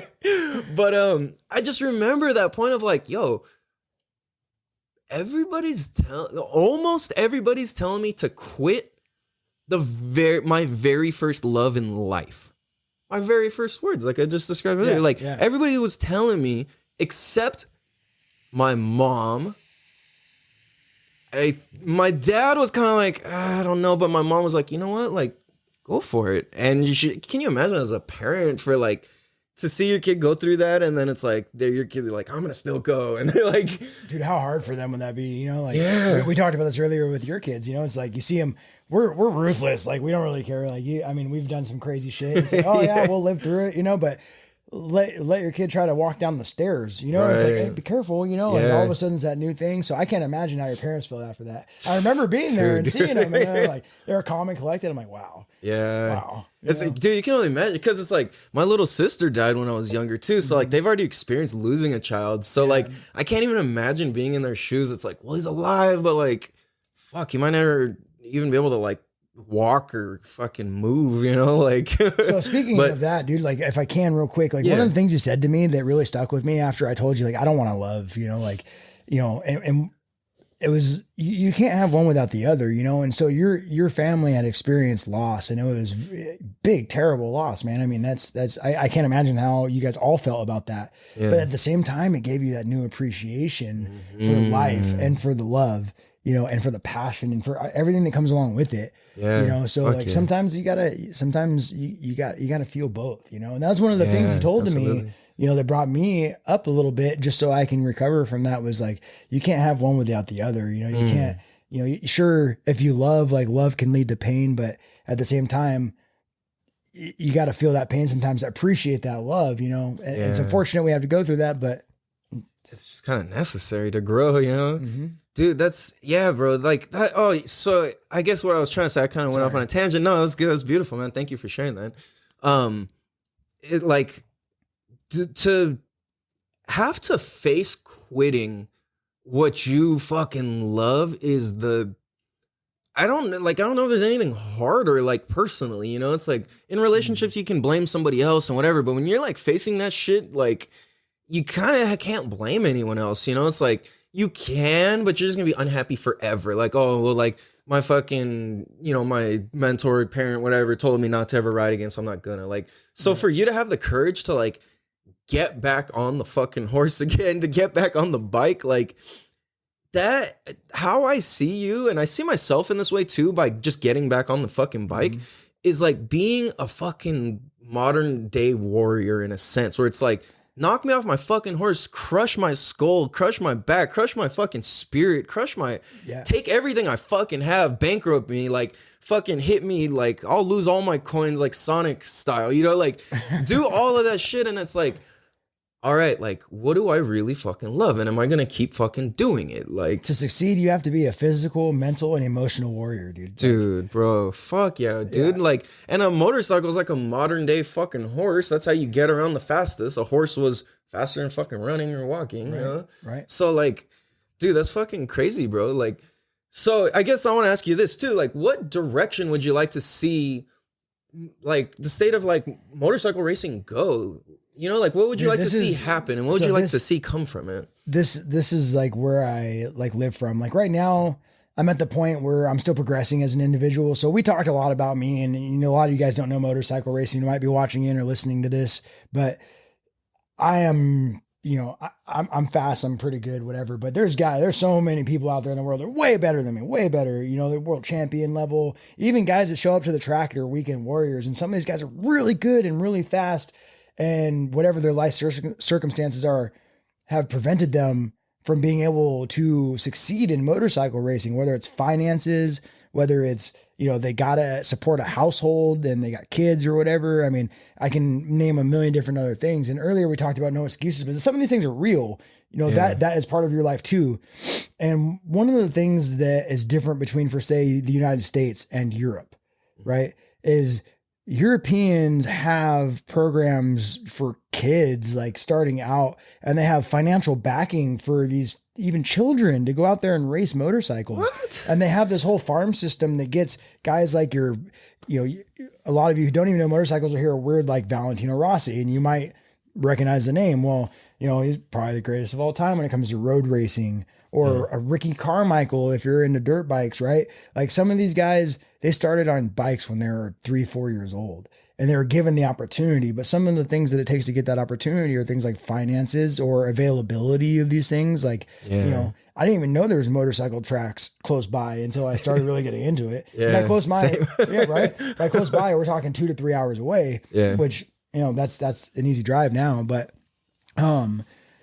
me personally, like, I'm at the point in my game where I'm still growing and getting faster and getting better. And I really want to ride the train and see what I can do personally. Like, racing is all about beating the other guy, but you got to be able to win with yourself first, right? Like, I gotta push myself. Like, ultimately at the end of the day, it is me against me. And if I was better that day, I can beat, the guy next to me. So I'm going to ride that out for a little while, but I've already tried to get myself into positions where eventually I just want to be an influence to the sport, man. We need to grow the sport in the United States, whether it's on the street or on the dirt. But, I mentioned Apex Assassins earlier. I'm affiliated with that. It's a track day organization. And when I first got into racing and riding on the track, they approached me. I was at one of their track days riding at Willow Springs Raceway, and the owner of Apex Assassins, one of them, approached me and said, "Hey man, how would you like to come out and be a staff rider with us and join the team?" And I had been approached a couple times by other companies. And, they're all good people, but, one of the things he said to me was like, "Dude, we're all about growing the sport." And I have like a notebook, like you have right over there. And I have notes and, some of my business stuff that I'm working on and working with. But one of those things like that you keep see reoccurring is like growing the awareness of the sport within the population in the United States. Like how many people who don't ride, don't race came out to the track and were like stoked to be there. Like, wow, this is awesome stuff you guys are doing, like what a cool weekend away to like take your family out to the racetrack and let the little kids watch the motorcycles go fast by, like they're going to love that. And you get in the gates at a racetrack for $10, this isn't, a football game that's costing you $200 and you guys can bring food, whatever. So, just growing the awareness of the sport grows the potential for, the sport itself to grow. And that gives the opportunity for the young rider, the 10, 12-year-old kid who's really interested in motorcycles like we were when we were young, to have an opportunity to maybe even make a living out of it. Damn. Right now, it's really motorcycle racing to make a living in the United States. It's not easy, it takes a lot, and your top 0.1% are probably profitable racing motorcycles. I'm not. And so, it takes a lot of help to get there. So sponsors, like, I'm always looking for new opportunities of partnership, someone I can help promote their business and in turn for them helping me afford racing, and so that's one of the big things. And getting companies and the general public involved with racing is like a long-term goal for me with the sport. I don't even know if I answered your question, but no, absolutely, dude. Absolutely. Wow. That's super duper insightful. And wow, like I love that's your answer, because it's such a big goal that you see clearly, and it's like you really love it, and you're like looking at it from all angles, which I think is so dope. And I think that's so cool that like you recognize the deeper meaning and power of just riding a motorcycle. It's like, it's more than that. It's like, it goes way deeper than just like, vroom, vroom, vroom, spend money, this, that. It's like, no, like I'm willing to like not even make money and fucking use all my money to do this. And like, it may not be profitable, like money wise, but it's profitable life and experience and happiness wise. Oh, yeah. And that's so much more like, like there's an example that somebody I listened to, one of my mentors, Bradley, he always gives the example of like, all right, let me ask you this. If you have the option to wake up tomorrow knowing if you're going to die, like if you wake up tomorrow with $1 billion, but knowing you're going to die, or wake up tomorrow knowing that you're going to be healthy, which one would you pick? Healthy. And it's like, then why are we not waking up every day as if waking up is not worth more than $1 billion? Right. And I'm just... Damn, dude. I'm just like, holy shit, dude. Like, talk about perspective and like, and appreciating. And it's like, damn, if we can come from that, then like anything is possible. And it's like, I see you appreciating life and appreciating the sport and appreciating the skills. And that's why I think you're absolutely the right person to be taking on this task and like really putting on for like what the sport should be and what it should look like and how we should act. Like for like, so we keep referring back to motorcycle racing, you know, and just like to the followers and to the people watching along, like it doesn't have to be that, you know, it's whatever you choose, but, or whatever the key word is going to be passion. Yes, whatever you're passionate about. Passion is like, that's one of my favorite words, you know, it really is like, it just means so much. And whatever you're passionate about. And earlier we were talking about like, how I go faster or whatever, you know, like having something to be passionate about will allow you, it's an example like motorcycle racing to me, and I'm so passionate about it. It's an example of how to bring passion back into the smallest things in my life. You know, I can be passionate about my job. It's just a job. It doesn't, again, define me, but I can be passionate about it. I can be passionate about my relationships. I can be passionate about anything. Like I can be passionate about sitting in a room with nothing on the walls and having nothing to do and no one to talk to. I can be passionate about being thrilled to have that time with myself, you know? So that's damn, dude. Dude, on that, let's take a quick break. We'll be right back here. Damn, dude. So we got into some really deep shit here. This was really fucking powerful stuff, dude. I feel like this could really help a lot of people. I think something that's really dope that goes on this podcast and the way that this whole thing works is like every guest is so specifically hand chosen, and like nobody that's a guest on here is like, hey, can I be a guest? It's like you have to be somebody who's up to something and actually doing some cool, it doesn't even have to be cool, but somebody who's doing real shit and really making a difference. Like, I don't care about celebrity status. I care about like heart and passion and soul. And I think that that's what's so fucking cool. And I love, because what that communicates to me is authenticity. And I think authenticity is ageless, timeless, and it just is reality. So I think like when we can just sit here and speak and like kind of keep tying motorcycles back to life and like back to life and back to like how this all relates to life, I feel like whether we could change the word motorcycles to fucking knitting, we can change, you know what I'm saying? Like that's something that you're kind of pointing at. I'm like, dude, holy fuck, this is so much deeper than talking about motorcycles or racing. Like that's what this is. I feel like motorcycles and racing is just a vehicle to spread more love and more positivity and more unintended. You're right. Exactly. But you know, like it really is a vehicle to get us to there, and happens to be a very fucking fast vehicle. But like, I think that's so dope and so cool. So like, that's really a huge piece of why I wanted you on here, you know? So I'm honored to be on here, dude. But me and you both know that we would sit and talk like this anyways, you know? So this is really cool that we get to share some of the like really badass conversations that we have, you know? We've had so many of them, but it's cool we get to share this with people, you know? It's really neat. Yeah. I will look back on this conversation and be like, oh yeah, that's right. Damn. Like, I need to remember that, you know? Like, yeah. So really Fuck cool. Yeah. Dude. All right, bro. So I'm going to ask, do you have, to wrap this up here, do you have any cool stories you'd like to tell, or any questions or any insights or anything you'd want to like touch on, or anything that just sounds fun or you think is like something that's just fucking funny or cool, or like anything off the top of your head? Dude, I don't even know. There's so much, dude. Like, you know, like I could tell about individual times at the racetrack. I could talk about some of the individual dumbass shit that me and you have done. You know, there's just so much. Oh, okay. Here, let's simplify this a little bit. That was a huge question. Yeah, dude. So, damn, dude. What do you expect out of me? The fucking most, dude. I'm up to the challenge. Let's go. Let's do this. All right, so I guess let me ask you this. Let's simplify it a little.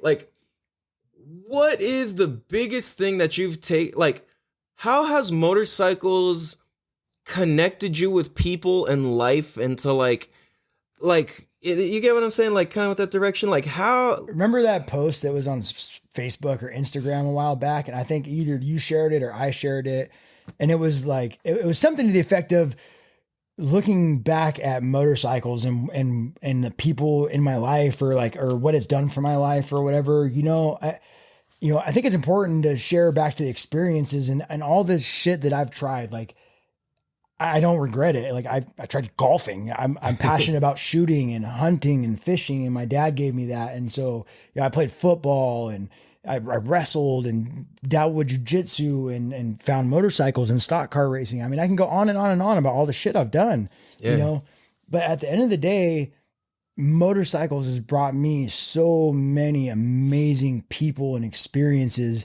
And that's you included. Like I found working with you at the bike shop, and how I got there was I bought a motorcycle, and Toby bought a Chevy truck.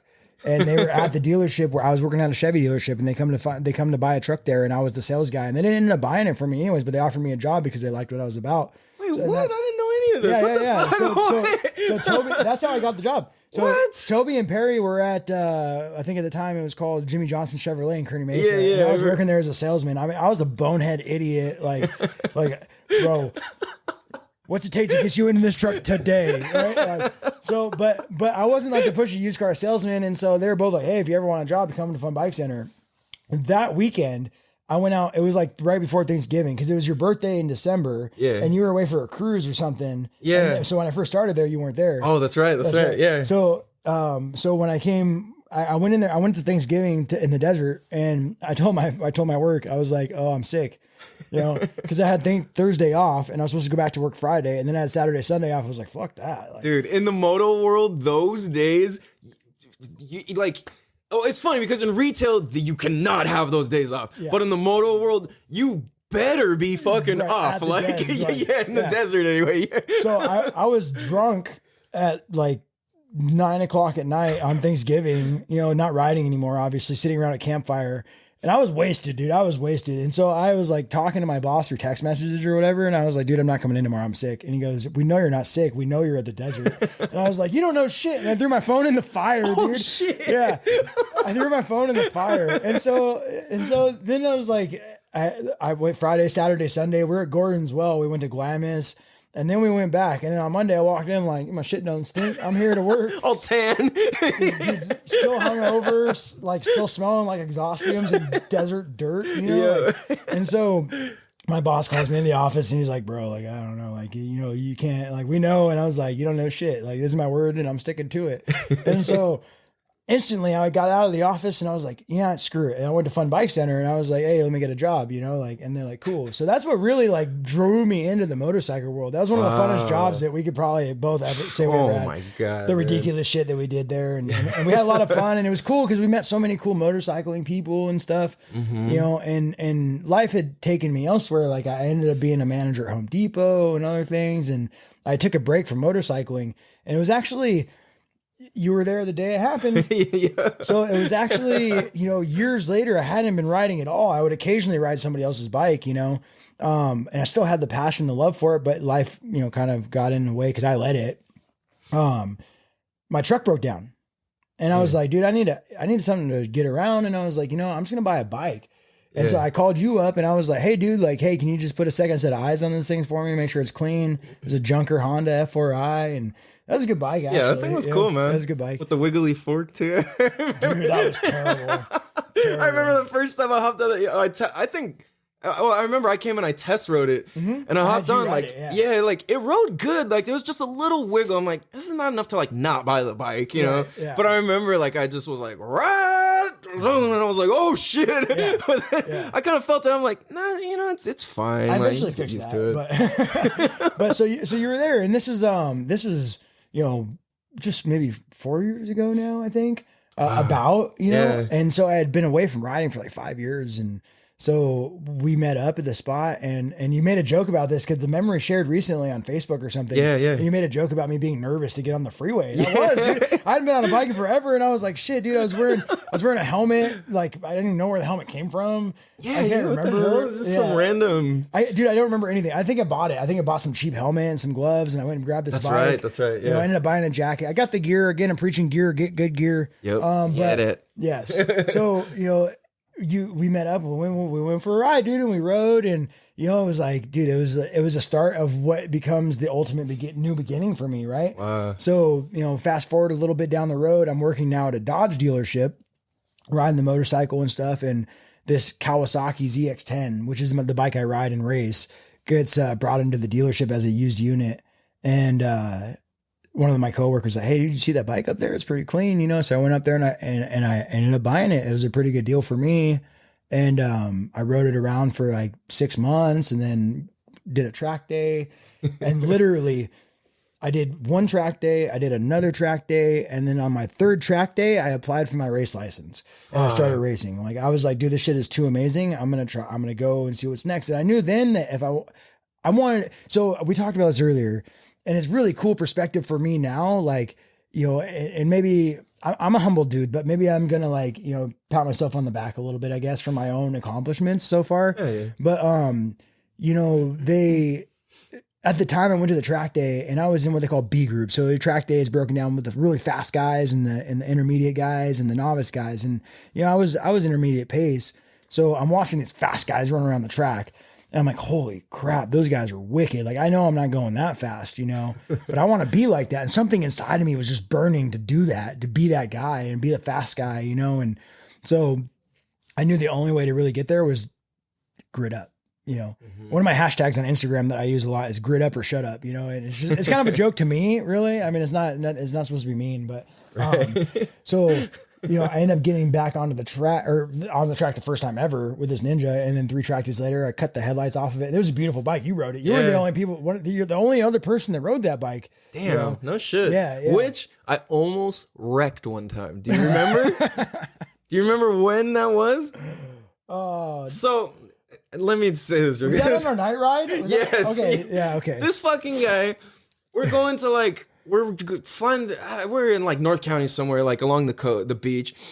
And then all of a sudden, like this was riding a wheelie in front of me. He's just riding it. I'm still on the Honda. Yeah, he's on the Honda, just riding this wheelie. We're just driving it for like a while, and I'm on the Ninja.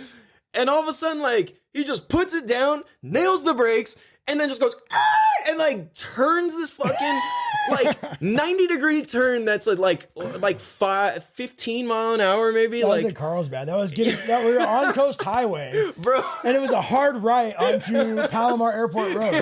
We stopped at the 7-Eleven right there. Oh my, yeah. Bro. So I didn't even know where we were going. I didn't know this turn went from doing like 80 to fucking 15. We weren't going that much. I mean, we're going at least 50. It was 55, 60 miles. Yeah, because you had that wheelie just standing. So you're at least 55, like in second gear, I'm guessing. So like, dude, so all of a sudden he sets it down. He knows the turn, sets it down right on time with how much timing. Boom, turns. And I'm like, oh! I'm like, a wall. I'm like, oh no! All my fucking instincts and everything I ever learned kicked in one flash, and I just went, boom, turned my head and just fucking threw my whole body to the side and just looked through the whole thing and just was like, I can't. Dude, I remember right after that. So new, dude. I was like, bro, you don't even know what just happened right now. So right behind me, like you're behind me, so I didn't see any of this. Yeah. And we get to the 7-Eleven. I remember the look in your face, and you're just like, hey, do you like the bike was like brand new. And brand new. I would let you ride any of my bikes anytime, bro. Like I have no doubts in that. And so he looked at me and he goes, do you want to ride it the rest of the way home? I'm like, nah, bro, you gotta ride it. Like, and then he told me the story, and I was still like, nah, bro, whatever. I know. I guess I figured that you figured, well, fuck, if you're able to like pull that off, like, I guess you're fine. But did you die? Oh, no. Fuck. Oh my, I did a little bit, but it grew I had to die a little to grow a little. Dude, we talked about that. That's how it goes sometimes. So yeah. God, bro. No, that was fun times, man. Hell yeah, man. So, yeah, but that thing became the track bike. Like you were the only one to ride it, you know. Wow, what an at honor. that time, like, you know, I've had 2 other people ride it since then. Stacy came out from Florida and she rode at the track. I took the track first time, and she's got a really nice Ducati. And I was like, you know, she let me ride that in Florida when I went to visit her. So she rode at the track, and my bro and teammate Ty, he rode it and switched from Yamaha to Kawasaki after riding it. I was shit. like, yes, finally we can squash that argument. You know, Kawasaki's definitely better. Right. Dude, that shit, for people who don't know, this argument between Kawasaki, Yamaha, and Honda is Eternal. like, it It's goes eternal. like deeper than like Democrats and Republicans. It's like, Yeah, screw your political shit, dude. yeah, this is a whole nother level, It's a whole bro. nother level. Like who the president of the United States is really doesn't matter. But what kind of bike you ride means a It's lot. everything. It Yeah, means it says everything. Oh, that's epic, dude. Yeah, dude. I mean, real shit. Everybody makes some dude. good bikes. Like, if you're Yeah. thinking about getting into motorcycling, and you're like, "What kind of bike should I get?" Dude, the questions, the answers to that question are endless. Like, Yeah, just buy something like name brand, I would say. yeah. You know, Stay like, away from Hyosung. yeah, don't, but yeah, exactly. Like, make sure you've heard of it Yeah. before. Yeah, dude, find something that's comfortable and that looks cool, right? Yes, Like, what do you that's- see yourself that's it. riding? Yeah, go buy the bike. It's awesome. You know, Yeah. whatever. It's all good. Nobody's gonna hate. Well, we will. Well, yeah, but out of love. Out of love. Yeah, Yes. it's- That's that equal passion we were talking about. Exactly, Yeah. dude. Yeah, it's like you get ripped to make it like out of love, you know? It's like, Yeah. yeah, it's just part of doing anything. Like really being down, you know?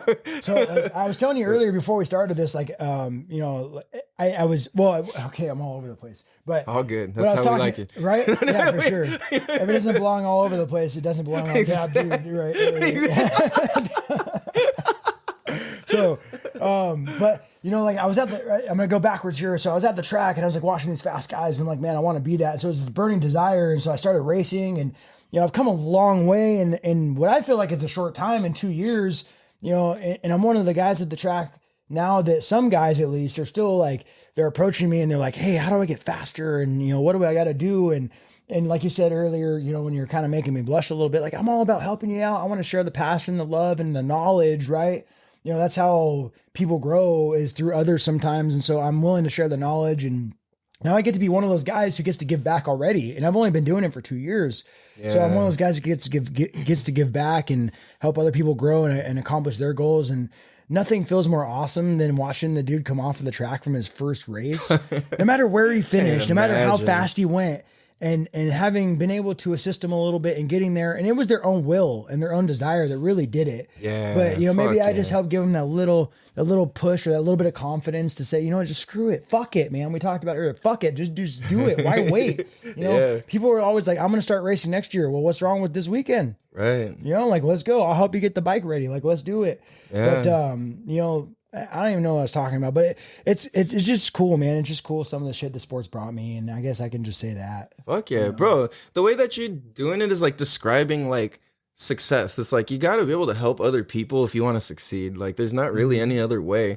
I can so relate to that. Like I think this is what's cool, and is like the diversity of like the guests that are going to be on the show and are on the show is crazy. Like Oh yeah. the last interview I had compared to like what you do and who you are is just so like absolute polar opposites, but at the same time there's just this authenticity and commonality between all of it. And that's how I relate to this podcast, is like, yo, I'm doing this, I'm not making anything, I will at some point, but I'm doing this first of all because I love to do this. And like, why do I love to do this? Because I'm able to like have people be able to like lace people up, you know? It's like, look, here's some free game, here's some free insight, here's some free experience. Like maybe you can save some time with, you know, I fucking racked up a $2 million bill and a bunch of broken bones to like learn this lesson here. So maybe you don't have to go that crazy. You Yeah, know? absolutely, Like, right? Like, yeah, it's like, here's some shortcuts, here's to make things easy. People say there's no shortcuts in life, but there is. it's not Like, a short, it's, I mean, I to a kind certain of- extent, you it's, know, it's like, a shortcut, but it's like, it's being resourceful, I guess. Like, I like that. Fuck yeah. Hell yeah. And we were talking about something I'm not going to talk about in the air earlier, right? When we talked about it, and we were talking about morals, like is that morally corrupt in my mind, or Oh, yeah, yeah. like, and so, taking a shortcut isn't necessarily the wrong way. I mean, you don't want to shortchange yourself on learning experiences, but some things you don't have to learn the hard way. Exactly. Yeah, and so like be a sponge, and still, like I talked about it just a second ago, for back to the motorcycle thing for me, like I'm the guy who's able to help people now, but at the same time, I'm just as much as a sponge. Like there's so many dudes out there who do something better than I do it, or they're just faster than me or whatever it is. And so, man, I'm trying to soak up everything I can get. Like if I get behind somebody who's like next level for me even, and I get to watch them for 2 corners and see what they're doing, I'm going to learn from that, because I'm going to be a sponge. Like take every opportunity you guys get to absorb some sort of knowledge or power or something, like just be a sponge every day in life. You know what I mean? Yeah. So you never stop learning, you never stop growing, the opportunities for change and for changing directions never stop coming our way. It's endless. Yeah. It's endless. So dude, fuck, absolutely, bro. That's so sick. Like I feel like what people will tend to do is kind of like, people are either going to go the route of soaking everything up, just soaking up game, like E40 said, I'm soaking up game, seeing how it's done. Like, all right, like there's that. Or it's like people are watching to critique and judge and talk shit. And it's like, you could do 2 things when you're observing somebody else do something. You could either sit there and soak it up. Wow. Okay. Like, got it. Like I understand what they're doing, and maybe you can help, maybe you can't, whatever. Maybe it helps yourself. Maybe, who knows? But like for me, when I go surfing, like I see people, like I will study somebody who's a beginner as much as I study somebody who's like an expert, and just see like what makes the difference and see what I can pull from each of those things, and maybe how I can teach something. And like that's how I relate to like starting teaching surf lessons. Was like, fuck, I just went every day for literally for a year after the doctor banned me from surfing. I'm like, I want to try that. So I just fucking thugged it out and like went every day, but I just studied everybody and everything, and then ultimately I applied it to how I move and do things myself. I wasn't judging, I was soaking up and applying to myself, and that in turn led to people wanting to pay me for something that like I just happen to love doing, and I was going to do it whether you showed up or paid me or not. Absolutely, yeah. And that's how I see like doing this podcast, and that's how I see you with racing, and like that's how I see for myself with motorcycles. Like whether I ever get into racing or not or whatever, like I'm always gonna fucking ride. Like there's always gonna be a passion. Yeah, no matter what. Yeah, no matter what. Like I will never ever stop, because if I would have stopped, or if I was ever to stop, I would have already. So like I know, I mean, we don't have a whole lot of time left for doing this today, but one of the things I wanted to do real quick is kind of turn the tables on you. All right, cool. I like it. Hell yeah. And I'm not going to blow you up with questions or anything like that, but I'm just I'm going to tell everybody like what a kick-ass dude you are. Like, damn dude is Calvin. It really is, right? Like, so Calvin, you're one of the most like passionate, loving individuals, smart dudes that I've ever known. Like you also walk the walk. You don't just talk the talk. So everything you're talking about in this podcast, you're either doing or experiencing, or, you appreciate, you don't depreciate. It's just like, you're an influential person in my life, man. And I just wanted to say thank you for that. And then anybody out there listening who's liking this right now, like I talk to Calvin all the time. He's doing this out of the pureness of his heart. He's invested a lot of money into it, trying to share some cool shit with everybody.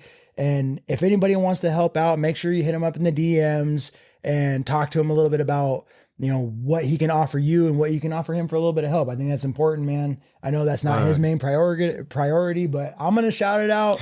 Don't be shy to hit him up and be like, hey, we can work together and collaborate, because that's how, no matter what anybody does in life, you don't do it by yourself, man.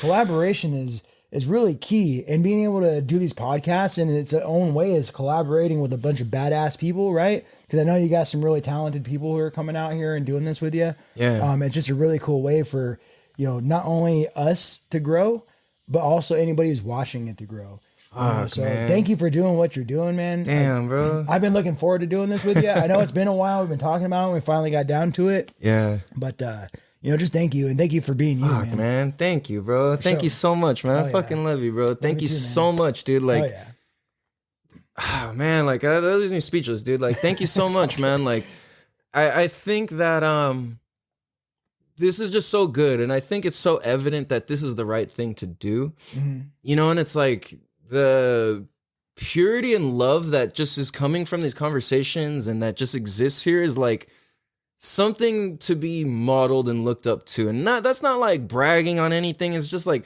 I think like a big reason that I want to do this too is to be able to lead by example. Absolutely. Like by no means am I like good. I just do what I do, you know, like I don't really care if I'm good or not. I'm just practicing. I want to suck enough times to like figure out why I sucked all those times, you know, like just so the good parts present themselves very simply.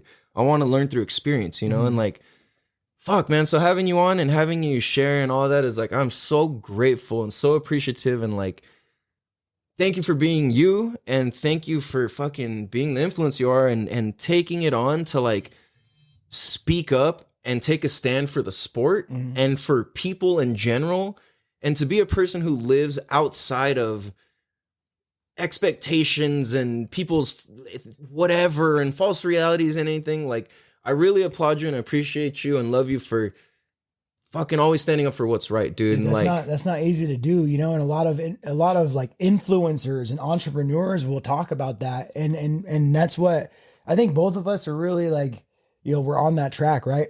To maybe it's entrepreneurship or just influencers, you know, whether it's one person or a million people in our lifetime, whatever, but living a little bit outside of that box, right? Like there's this like way that, you know, we are brought up and that like TV tells us that we're supposed to live this way. We're supposed to do things like this. And this is the measure of a good man. This is a measure of a successful man.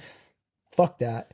Get out of the box, chase your dreams, do what you love and what you're passionate about. You know what I mean? And if I can influence anybody to do anything, it ain't going to be to race a motorcycle unless that's what you're into, but that's what I would say. That's what I would do. You know? Damn, dude. Yeah, for sure, man. And you too, man. That's what you're doing too, is just influencing people to think a little bit outside of the box, think with their heart a little bit, you know, be honest with themselves, be true to themselves. And, you know, all your guests are doing the same thing too, man. This is a really quick kick-ass thing you're doing. So thank you, bro. I appreciate that, man. Thank you so much, dude. Fuck, this is, wow, what a fucking, I don't even want to call this an interview. It doesn't feel like an interview. It's just, man, we're just chopping. What a quality fucking thing to do. Whatever this is called. Yeah, this is fucking tight. It was tight. It was badass. And one more time for me. Fun. Damn, dude. Yeah. Damn, dude. Damn, dude. Yeah. Shit. On that note, let's wrap it up. Oh, where can everybody find you on all social medias again? One more time. Yeah. So follow along. You know, we got some good stuff coming up the rest of this year and next year at Lugnut 521. Excuse me, at Lugnut_521 on Instagram. That's probably the best place. But look me up on Facebook, Anthony Norton, YouTube, Anthony Norton, TikTok, some silly shit going on there, but it's fun. Lugnut_521. Hell yeah. He's got some badass stuff going on. And like, I always share his stuff and like it because I actually like it and think it's fucking cool.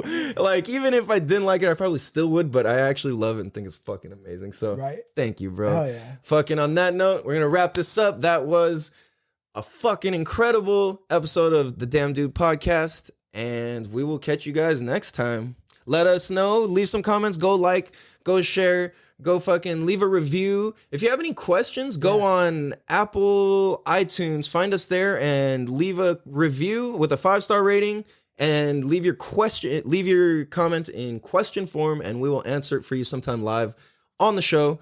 If you guys have any questions for Anthony or anything, you guys want to see him again, let me know and we will most certainly have that happen. That was fucking epic. So thank you, bro. Fucking love you, dude. Love you too, yeah, much love. Have a beautiful day, guys. Peace. Later.